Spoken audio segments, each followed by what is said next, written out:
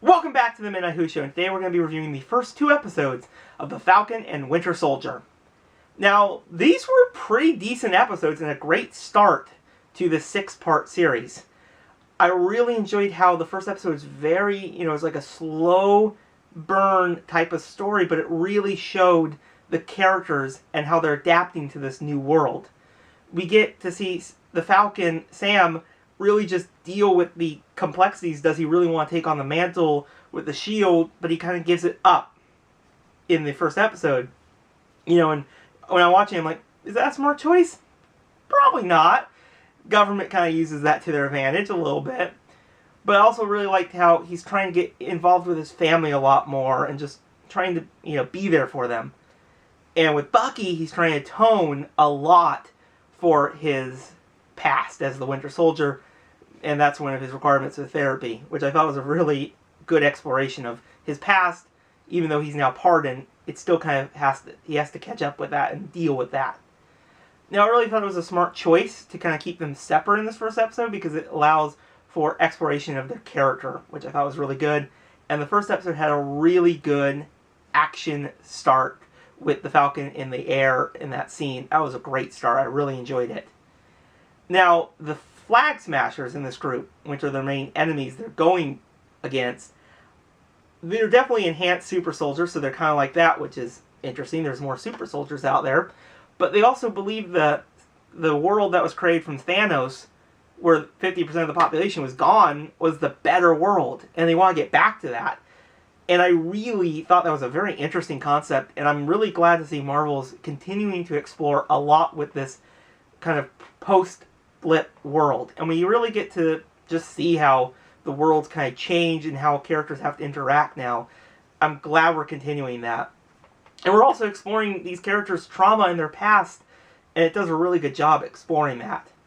Now, the end of the first episode introduces John Walker as the new Captain America. Yes, the government created their own Captain America. Now, in the second episode, we get to see a lot more of John Walker. He's kind of like they picked someone else to be the Captain America, but you kind of see, like, Bucky's like, see, Sam, this is what happens. You gave up the shield, and this is what the government does.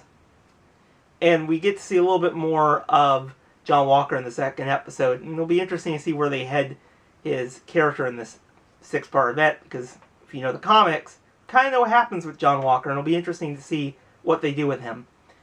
But yeah, I enjoyed the second episode. It was really good because they had a lot more Bucky and Sam scenes, and boy, were they great. The banter between those two, because they just don't quite work well, was really well handled. And them trying to deal with the Flag Smashers and that battle with them on the truck and the highway was just a great scene, how they just back and forth. And, John Walker shows up, and they don't want that. But yeah, the episode ends with them deciding it's time to go to see Baron Zemo, so that'll be interesting to see where it goes.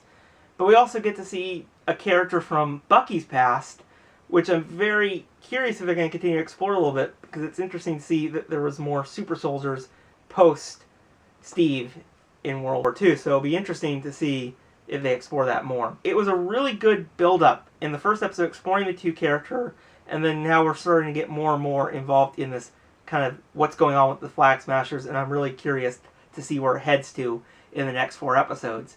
But yeah, this is a really good first 2 episodes. I really enjoy watching them.